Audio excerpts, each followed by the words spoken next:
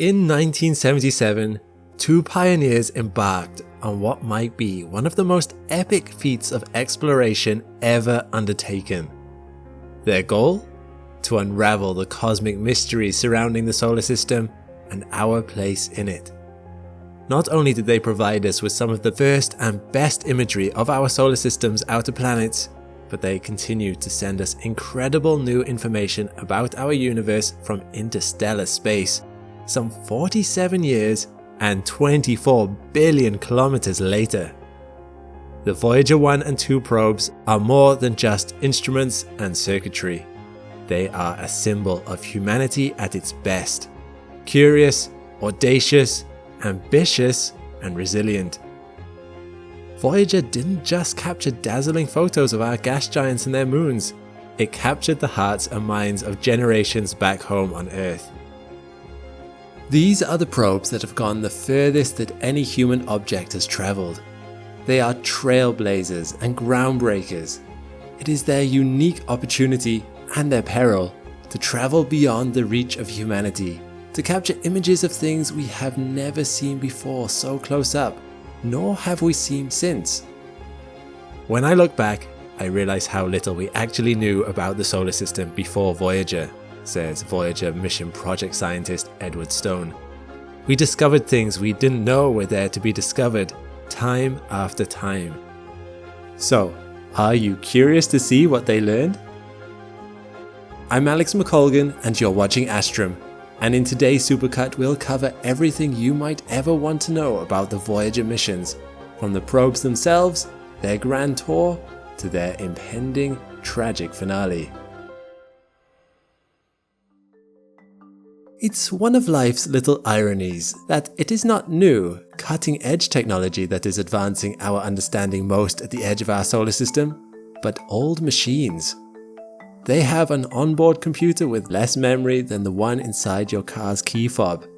To this day, they are still using 8-track magnetic tape from the 1970s, which makes them older than many of you sitting here watching this. This is the conundrum of deep space exploration, where vast distances and extremely long travel times can mean that technology is antiquated by the time it has reached the most ambitious targets. Of course, Voyager 1 and 2 were not initially meant to travel all the way to interstellar space. They were instead built for a 5-year mission to explore Jupiter and Saturn and their larger moons, which was only possible thanks to a rare, once every 176 years planetary alignment. However, after completing all of its initial objectives on Jupiter and Saturn, the Voyager mission team added flybys of Uranus and Neptune to one of the probe's objectives.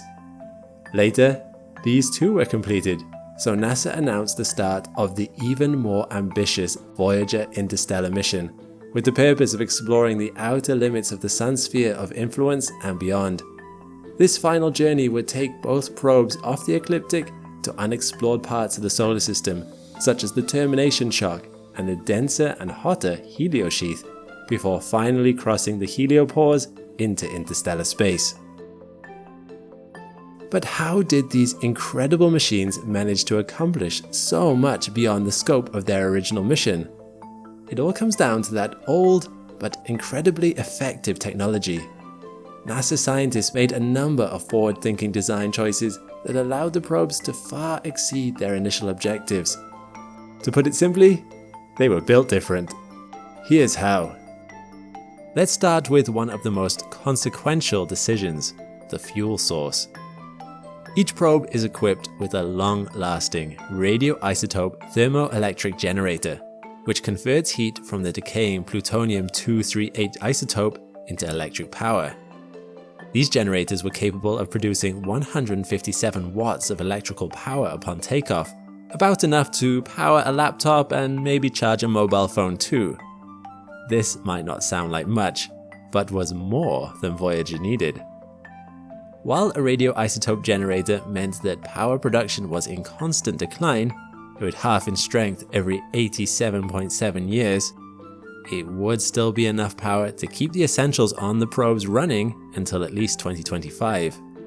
This long-term fuel capacity was no accident. You see, when the Voyagers launched in 1977, NASA faced a unique opportunity. The planets would soon be in that 1 in 176 year alignment that had last occurred during Napoleon's first reign. This rare alignment would not only allow the Voyagers to visit Neptune and Uranus with minimal course adjustment, but also give the probes a gravity assist from each of the 4 outer giants they visited, thereby increasing their effective velocity beyond what they could get from their own rocket propulsion. This idea was relatively new at the time, having been only attempted previously on NASA's Pioneer missions to Jupiter and Saturn. However, this narrow window gave NASA a strict deadline. There wasn't enough time to plan follow-up missions, and the United States Congress wouldn't earmark enough funding for a longer expedition, like the Grand Tour NASA first proposed. So, what did Voyager's team do? They devised a series of engineering feats to optimize the probes for a potentially longer mission, and fervently hoped that the funding would follow. Each of the Voyager probes is equipped with 11 scientific instruments.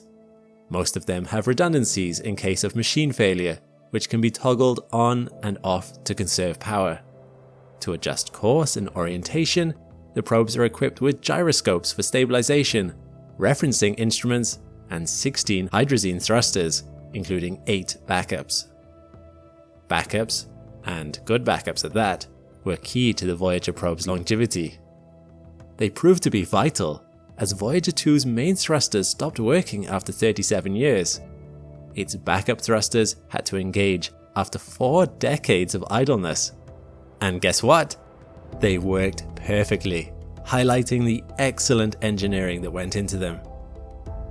The Voyagers also have custom-built onboard computers, which are antiquated by today's standards, but were cutting edge in 1977. The probe's wide-angle and narrow-angle lens cameras are controlled by a computer command subsystem, which has fixed programs like fault detection and correction routines. Another key to its success lay in its computers. Each probe had a computer called the Attitude and Articulation Control Subsystem. And no, it doesn't scold the Voyagers when they get sassy. Attitude refers to probes' orientations with respect to the Earth, without which their high-gain antennae would be unable to send or receive signals from NASA's Deep Space Network.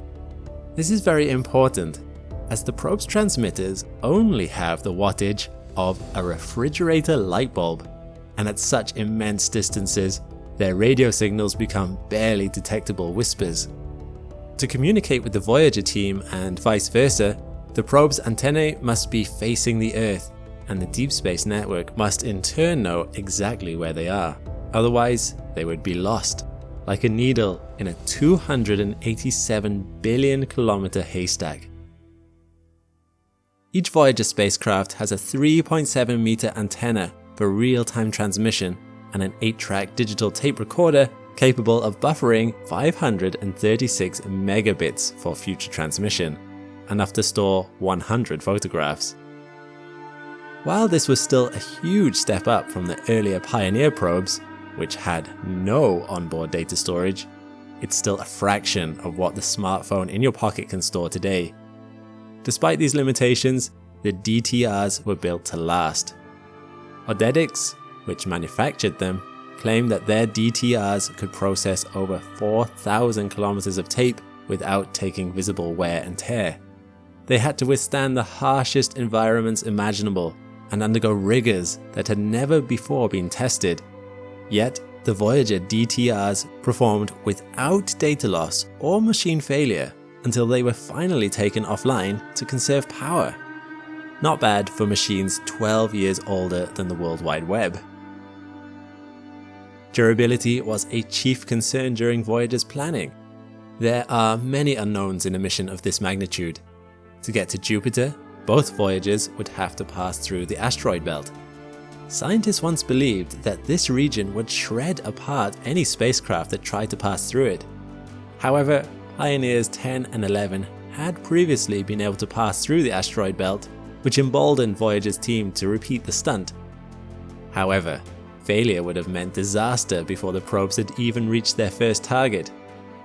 Luckily, both probes made it through the asteroid belt unscathed, and we now know that it is mostly empty space thanks to them.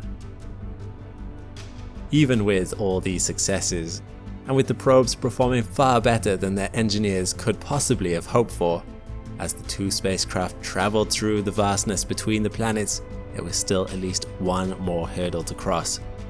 What would happen to the probes in the extremely cold temperatures of interstellar space? NASA installed multiple heaters to keep the machinery operational.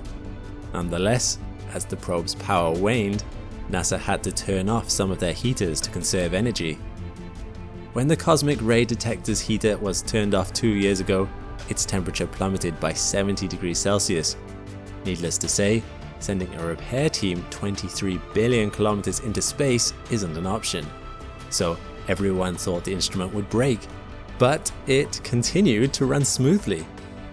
The fact that the probes have operated so well for 45 years is a testament to their resilience and engineering. But with all this technology, what did they see? Let's go back to the beginning and follow the path they blazed across our solar system. On the 20th of August 1977, NASA launched the Voyager 2 space probe from Cape Canaveral, Florida. Its partner in crime, Voyager 1, was launched 2 weeks later on the 5th of September. Even though both probes were Jupiter-bound, Voyager 1 was set on a shorter, faster trajectory, so taking off second made sense. It overtook Voyager 2 on the 15th of December 1977 and exited the asteroid belt first. Together, this dynamic duo was set to take a dazzling parade of pictures that were absolutely revolutionary at the time. But don't take my word for it. Let's jump in and you'll see for yourself. 13 days after launch, Voyager 1 sent this photo back to Earth. The first of tens of thousands it would send back over the next 5 years. Taken 11.6 million kilometers from Earth, it's a sentimental place to start our journey. It might remind you of the Earthrise photo taken by the Apollo 11 crew from the moon just 8 years prior. We can see our blue marble and its moon in the distance.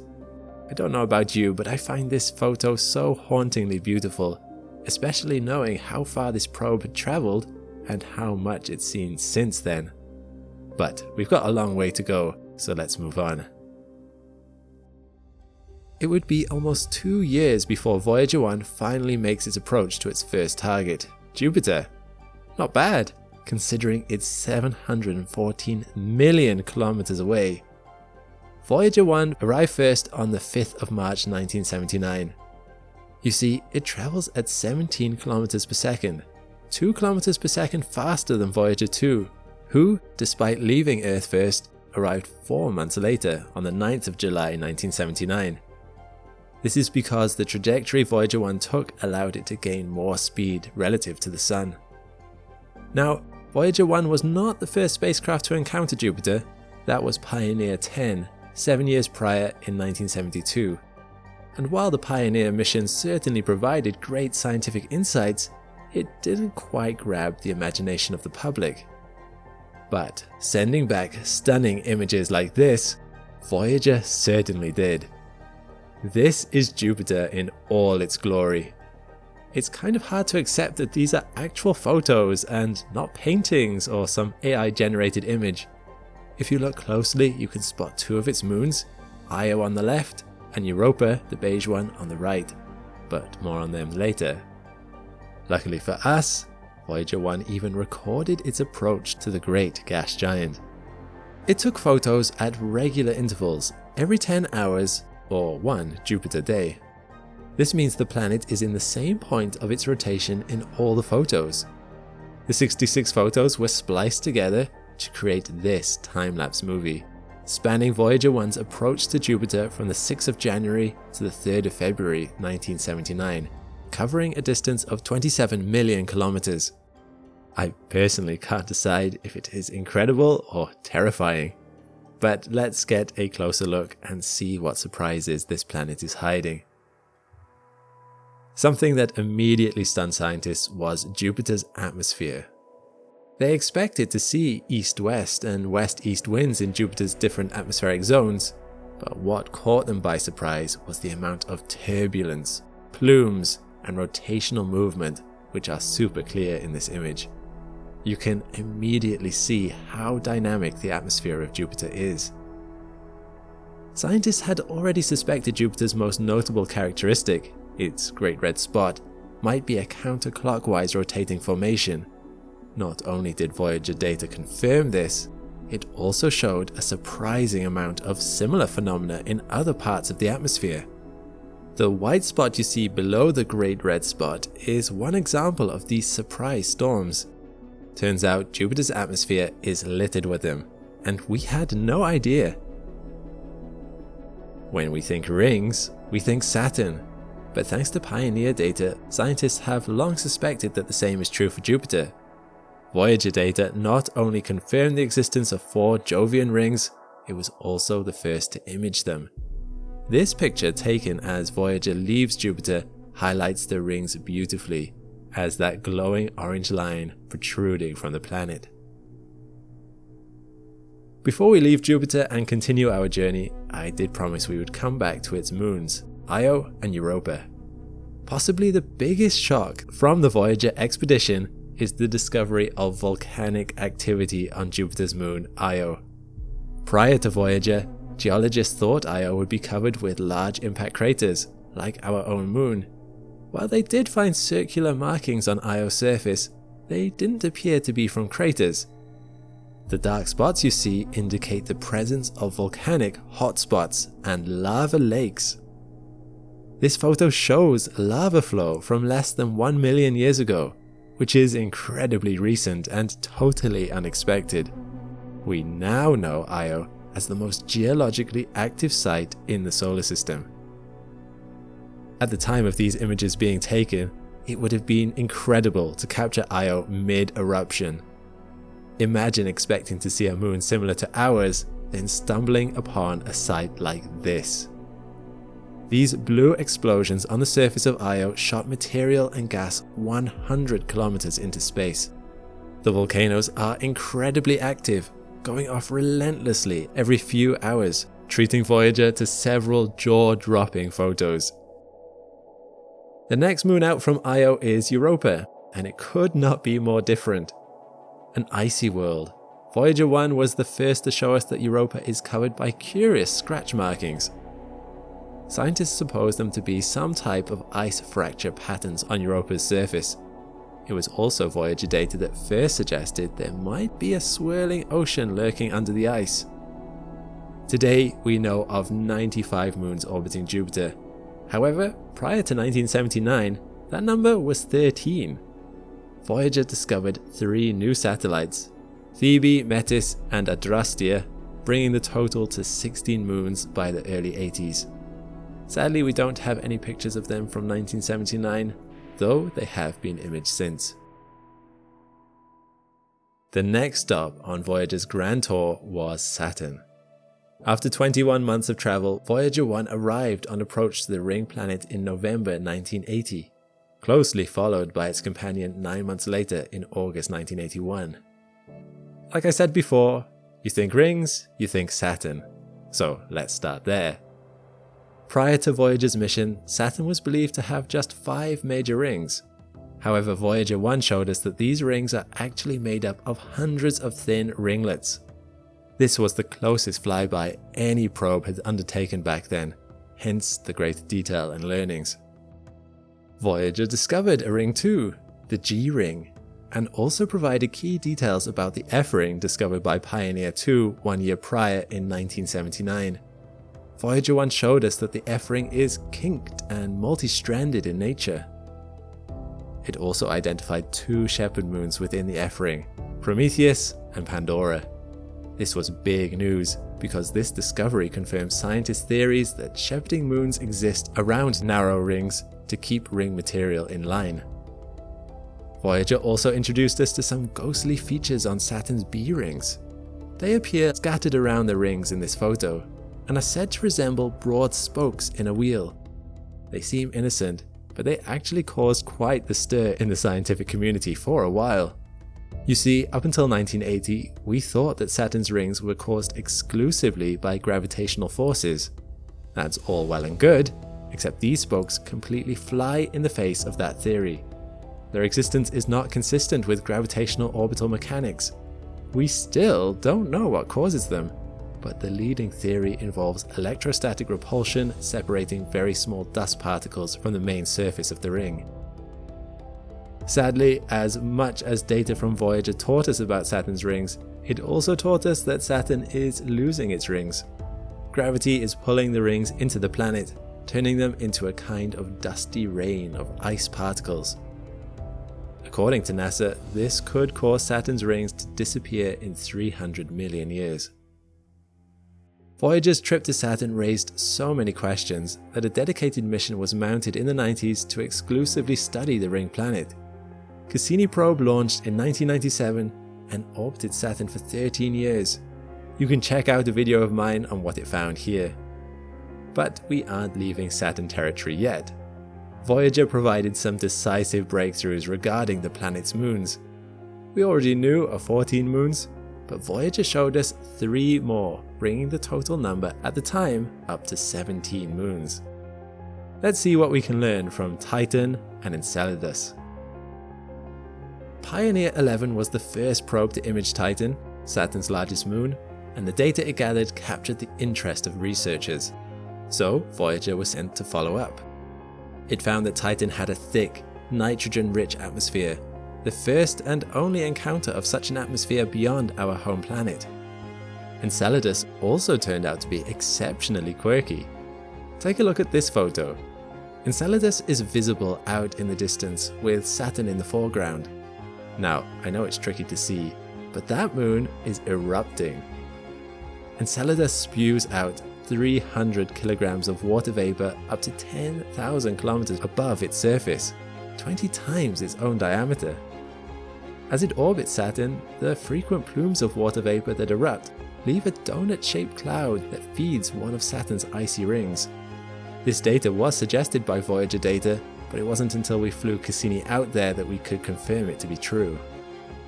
Further geological data and imaging shows that Enceladus's terrains are an unexpected mixture of old and new. The left side, which appears smooth, is the newer side, and the right side, with the densely packed impact craters, is the older side. This suggests Enceladus is a very geologically active moon, which it wasn't previously thought to be. Before we make our way to the wonky world of Uranus, we have to say goodbye to Voyager 1. After its flyby of Titan and Saturn's rings, its path was bent upward out of the ecliptic plane. From here, the probe headed straight for interstellar space. Of course, it would be another 32 years before it would reach that.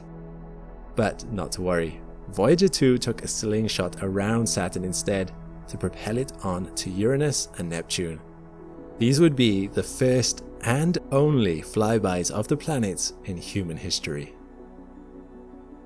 5 years after arriving at Saturn, NASA's Voyager 2 arrived on approach to Uranus in January 1986. At its closest, the probe came within 81,500 kilometers of Uranus's cloud tops. Voyager 2 revealed an absence of visible cloud features in Uranus's atmosphere. Unlike Jupiter and Saturn, Uranus displayed a serene, featureless cloud deck, challenging scientists' preconceptions about the atmospheric dynamics of gas giants.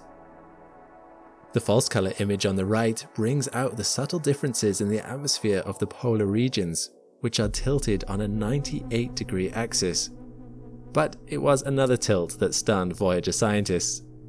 It was previously unknown whether Uranus had a magnetic field, but Voyager data showed us that not only does Uranus indeed have a magnetic field, it is also tilted at an astonishing 59 degrees.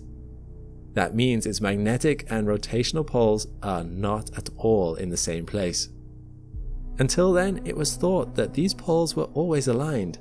It certainly is here on Earth. Our magnetic and rotational poles are only shifted by 12 degrees. The stark deviation found on Uranus defied conventional planetary magnetic field models and forced scientists to rethink their assumptions.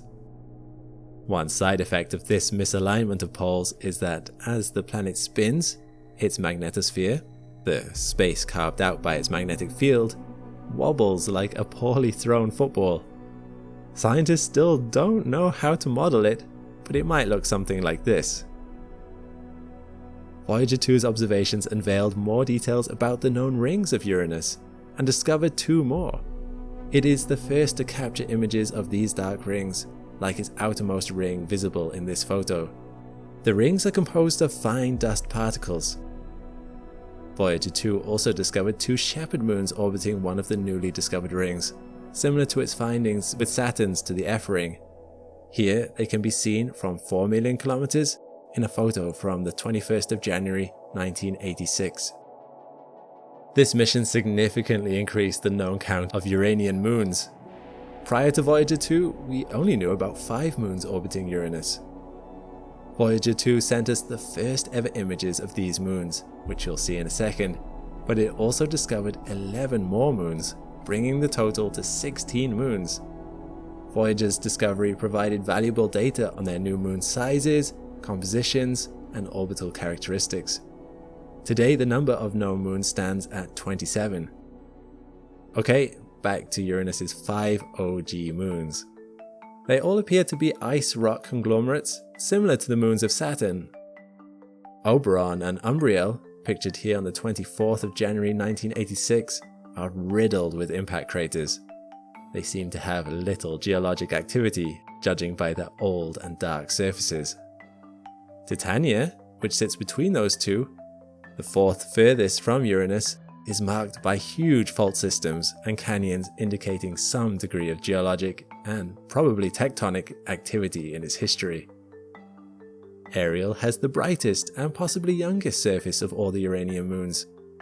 This photo, taken from just 129,000 kilometers, suggests Ariel underwent geologic activity that led to many fault valleys and extensive flows of icy material at some point in its history.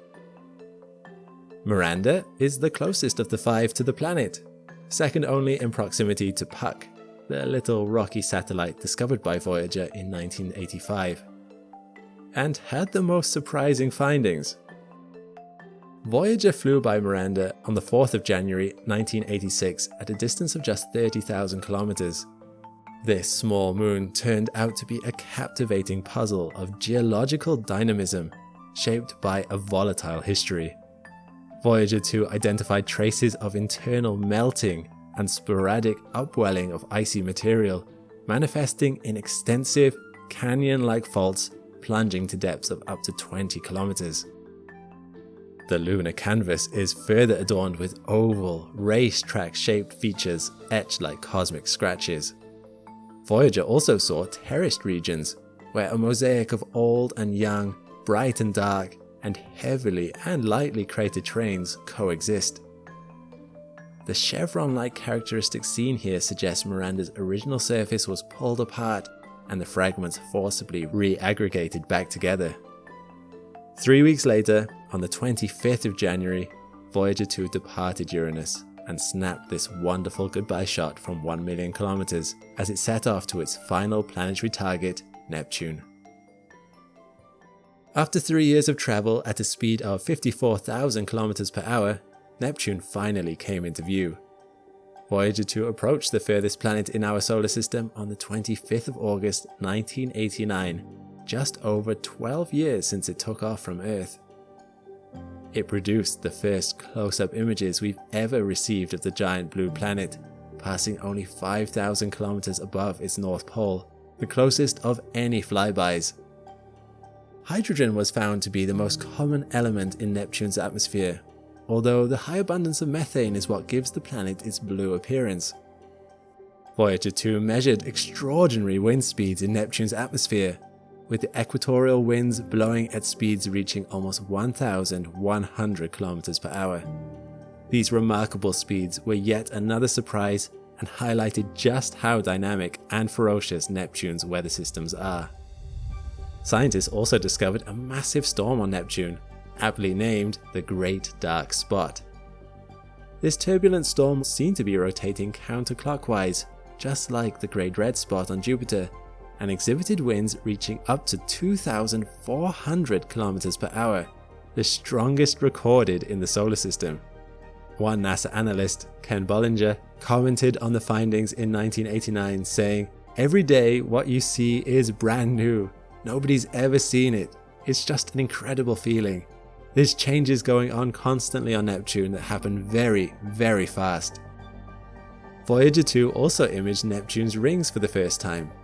Up until 1986, scientists suspected the planet might have rings, but couldn't be certain. Intriguingly, the spacecraft identified several partial ring structures, or ring arcs, within Neptune's ring system. These arcs raised questions about the mechanisms responsible for their formation and stability, since they mainly consist of incomplete and dusty rings. A trip to Neptune wouldn't be complete without a quick stopover at its largest moon, Triton. The coldest known planetary body in the solar system, Triton turned out to have a fractured surface, complete with erupting geysers and a pinkish nitrogen ice cap over its southern pole. Scientists also identified dark plumes, which could indicate the possibility of ice volcanoes. Voyager 2 also discovered 6 new moons orbiting Neptune, including these. As Voyager 2 turned around to snap one last look at Neptune and Triton, it had officially completed its grand tour.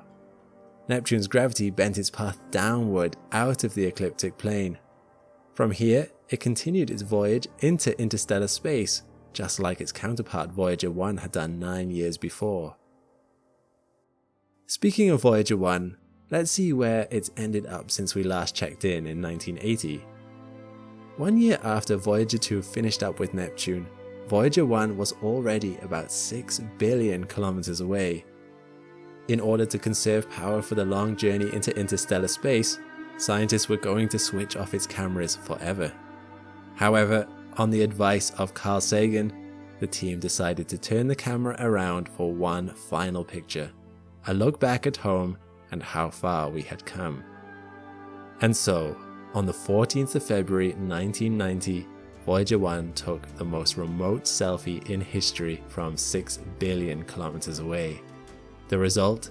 The infamous pale blue dot photo. In the immortal words of Carl Sagan himself, "Look again at that dot. That's here. That's home. That's us." On it, everyone you love, everyone you know, everyone you ever heard of, every human being who ever was, lived out their lives. The aggregate of our joy and suffering, thousands of confident religions, ideologies, and economic doctrines.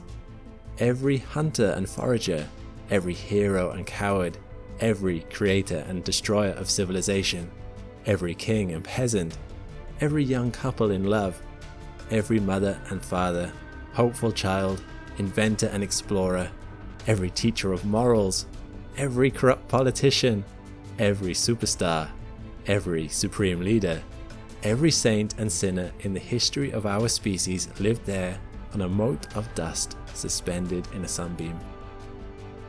There is perhaps no better demonstration of the folly of human conceits than this distant image of our tiny world. To me, it underscores our responsibility to deal more kindly with one another and to preserve and cherish the pale blue dot, the only home we've ever known. This sentiment rings with as much power today as it did 33 years ago. But what came next? What did the Voyager probe see and do in interstellar space? In 1981, Voyager 1 escaped the ecliptic, which is the Earth's plane of orbit around the Sun, heading 35 degrees to the north. Voyager 2 later went under the ecliptic, heading 48 degrees to the south. However, this was barely the start of the Voyager's journeys. To reach interstellar space, the probes would have to traverse the termination shock, a region in which hypersonic solar winds run into fierce resistance from the interstellar wind. Beyond the termination shock, the Voyagers would encounter the heliosheath, where slowing solar winds pile up, becoming denser and hotter, followed by the heliopause, the final boundary between the heliosphere and interstellar space. But in spite of what you may think, the start of the interstellar medium doesn't actually mark the end of our solar system. Indeed, it will be another 300 years until Voyager 1 reaches the Oort cloud, the vast region of billions of icy planetesimals that surround our solar system like a bubble, and another 30,000 years until it exits the cloud, leaving our solar system forever. When the Voyagers traveled through the heliosheath, they made an incredible discovery. Because the Sun's magnetic field spins in opposite directions on its north and south poles, the spin creates a ripple where they meet called the heliospheric current sheet, sort of like the rings created by dropping a stone in water. However, when this sheet reaches the termination shock, it compresses, as though the ripples were hitting the edge of a pool. The Voyager probes discovered that after the termination shock, these stacked up ripples form magnetic bubbles. This means the boundary of the heliosheath is not as smooth and clear-cut as scientists thought. Instead, it is a fluctuating and magnetically bubbly environment. This messy finding has prompted a complete revision of our model of the heliosheath. On the 25th of July 2012, the Voyager 1 space probe became the first man-made object to leave the Sun's heliosphere and enter interstellar space. It was traveling at an incredible speed of 540 million kilometers per year, or 3.6 astronomical units, an astronomical unit being the distance between Earth and the Sun. The distance at which Voyager 1 crossed the heliopause was about 120 astronomical units from the Sun, which itself was a revelation. It was unknown where, exactly, the heliopause occurred. Funnily enough, some early models put it as close as Jupiter, and others much further. Remember, the heliopause is the boundary where the Sun's solar wind is stopped by its collision with the interstellar medium, kind of like the crashing of two powerful bodies of water against each other. Solar wind is the steady stream of charged particles, such as electrons, protons, and alpha particles, that come from the Sun's outer layer. The interstellar medium, by contrast, consists of charged particles, gases, and cosmic dust left over from the Big Bang and other ancient supernovae. When these charged streams hit each other, they change course and form a region of equilibrium called the heliopause boundary.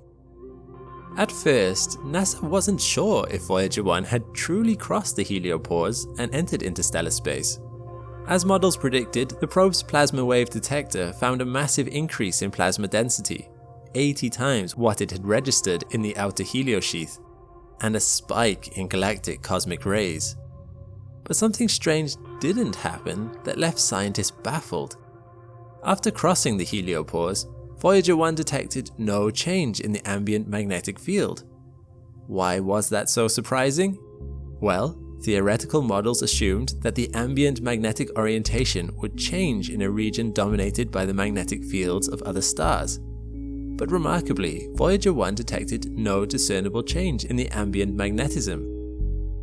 NASA was so confused that they waited nearly a year before announcing that Voyager 1 had, in fact, entered interstellar space. On the 5th of November 2018, Voyager 2, traveling at the slightly slower speed of 490 million kilometers, or 3.3 astronomical units per year, joined Voyager 1 in becoming the second man-made object to enter interstellar space.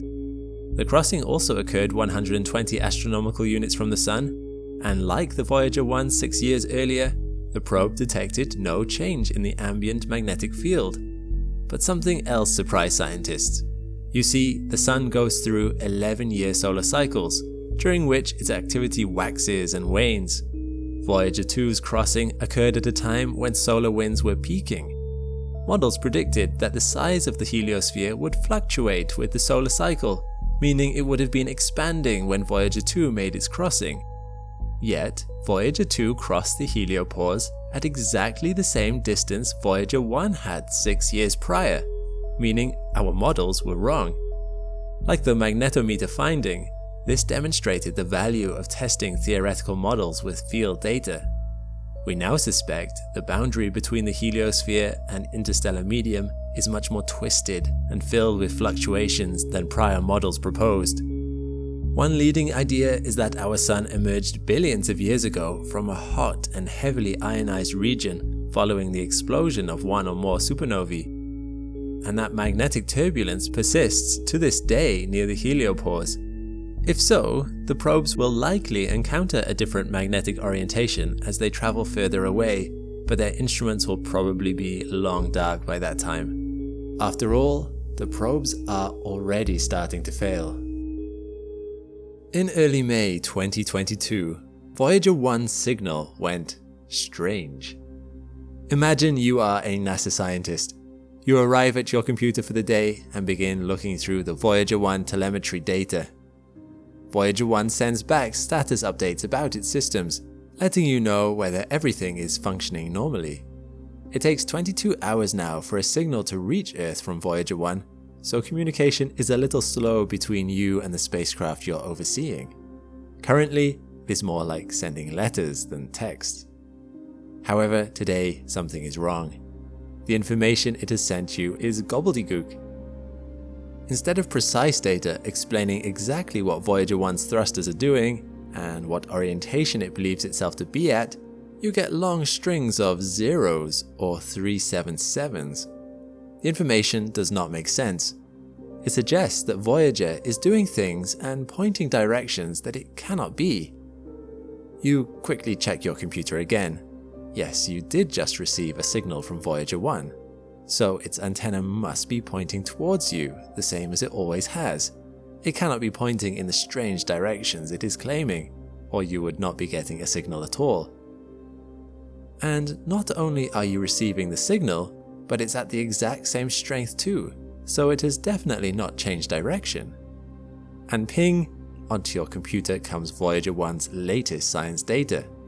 Strangely enough, this is all normal. While over the years Voyager 1 has had to turn off 5 of its 11 pieces of scientific equipment, and a further 2 have stopped working due to general degradation, the remaining 4 continue to take readings about the interstellar medium, magnetic fields, and cosmic rays. Nothing here is garbled in any way. You check the other systems. Voyager 1's power supplies are a little low, but that's to be expected. The plutonium oxide that fills its 3 generators have a half-life of 87 years, but Voyager 1 has been traveling for 45 now. It's no wonder the efficiency has started to decline. In fact, the experts believe that Voyager 1 will not last past 2025. But that's some time away. It does not explain what is happening now. After checking its other systems, it is just one that is behaving strangely. The AACS. The Attitude, Articulation and Control System. This computer is one of 3 on Voyager 1. And remember, its job is to make sure the spacecraft's large 3-meter antenna continues to point towards Earth. This AACS has stopped sending coherent data. You lean back, puzzled. The situation is not as bad as you might have thought, but it is troubling. It's kind of like receiving post from a postman who says hello to you every morning, only for some reason he starts speaking another language one day. The packages he delivers are still the same, and they've arrived at the same address. It's just the words the man speaks make no sense to you anymore. To further compound the strangeness, Voyager 1 doesn't think that anything is wrong with it at all. The spacecraft comes equipped with emergency safe mode settings that it can go into if it detects that anything is not working the way it ought to be. Essentially, these involve powering down until scientists can figure out what's wrong with it, and these have not activated. So Voyager 1 believes that all its systems are working the way they should be. The data is given, the scene is set. This was the question that NASA engineers faced in mid-2022. A single fault like this might not seem like a big deal, but it hints at something potentially wrong with further systems. And if that is true, it might spell an end to the whole mission. Voyager 1 is, by now, 23.8 billion kilometers away from you. Your solution will have to be made via deduction, alongside careful 22-hour each-way questions and answers with the faulty spacecraft. By evaluating the rest of the systems and finding them normal, you can rule out some of the more unusual explanations. No, this probably is not the work of aliens trying to mess with you. Although NASA scientists were open to the idea of the Voyager probes maybe one day being picked up by alien life, as evidenced by the golden discs installed on the probes filled with messages about us for aliens to read if ever they stumbled across it, this was more of a symbolic gesture. Besides, it seems that this would be a strange way for aliens to communicate with us. And no, the laws of physics have not broken down. Voyager 1 has not entered a wormhole that is skewing where it thinks it is while still somehow getting the signal back to you. Given that the scientific data all appears to be providing normal readouts, it's much more likely that the problem lies with the AACS itself. For 4 months, scientists and engineers gently prod and examine Voyager 1, testing theory after theory and trying to come up with a solution that fixes things without causing any further damage in the process. They could switch over to a backup system. It would not be the first time they'd started using a new computer on Voyager 1 after the old one stopped working. Voyager 1 is built with redundancies. This isn't even the first AACS computer that's been used. A previous one became defective a while ago. They also contemplate just leaving things be. After all, the science data is still coming in. Would it be the end of the world if Voyager 1 simply carried on speaking garbled messages? Perhaps this could be the new normal. Except it implies that a deeper problem is being overlooked. Can you figure out what was going wrong? If you can, perhaps NASA should look into hiring you. It turns out that in the intense, radiation-filled environment of interstellar space, something had made Voyager decide to start using that older, broken AACS computer to send data back to Earth. Because of the faults in this computer, the data had become corrupted, resulting in the strange numbers. So actually, in this case, the fix was easy. All NASA had to do to fix it was to ask Voyager to start using the right computer again. Once Voyager 1 did that, the problem was resolved. Well, I say easy, and I say resolved. It still took a couple of months for Voyager 1 to start behaving normally again, and even then, in November 2023, another of Voyager's onboard computers, this time the Flight Data Subsystem, underwent a similar problem and became unable to send home usable science and engineering data. It took until June 2024 until that problem was fully resolved. Voyager 1 is an old ship now. As it continues to travel through interstellar space, it may encounter more and more faults. In July 2023, a routine series of commands sent to Voyager 2 caused the probe to orient its antenna 2 degrees away from Earth. This seemingly small divergence was enough that over the massive distances involved, NASA completely lost the ability to talk to Voyager 2 or hear back from the probe. It was only through sending out an interstellar shout from the Deep Space Network facility in Canberra, Australia, that a signal was able to be sent to Voyager 2, telling it to reorient itself back towards Earth.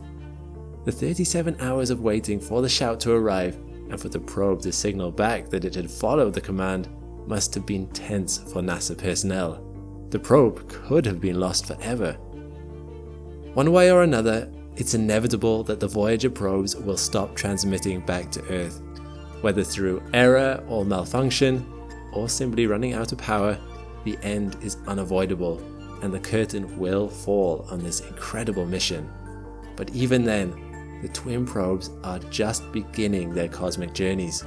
In 40,000 years, Voyager 1 will likely drift towards a star in the Camelopardalis constellation, while Voyager 2 will pass 1.7 light-years from the star Ross 248. In 296,000 years, it will pass 4.3 light-years from Sirius.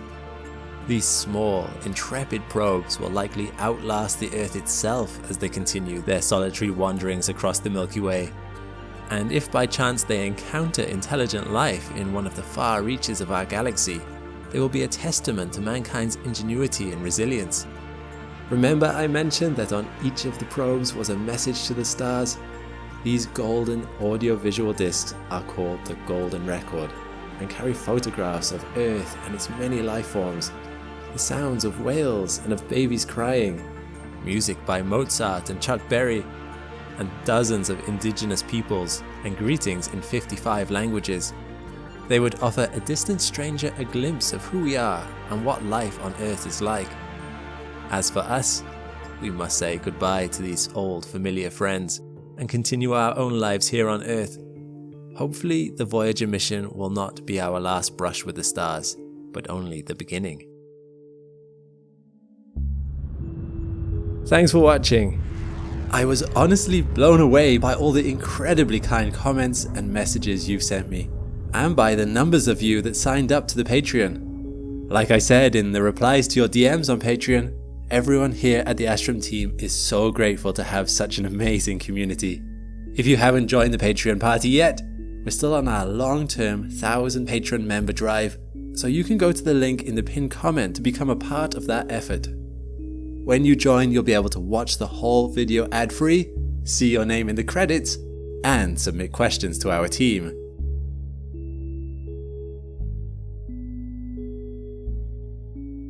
Meanwhile, click the link to this playlist for more Astrum content.